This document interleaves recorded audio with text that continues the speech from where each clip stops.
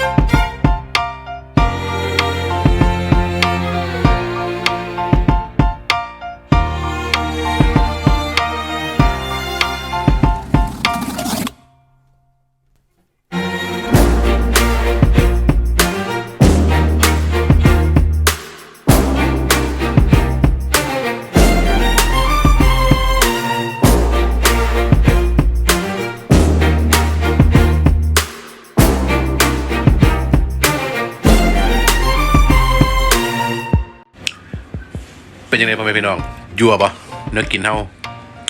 ลาบเนื้อกับต้มเครื่องในเนื้อเนาะต้มแซ่บนะบอกแล้วกันไปหากินอ่างหนาคนกันเด้อเขามาแล้วอย่าลืมพี่น้องกดไลค์กดแชร์กดซับสไครป์เป็นกำลังใจให้กินกับข่อยชาแนลเนี่ยสวัสดีครับ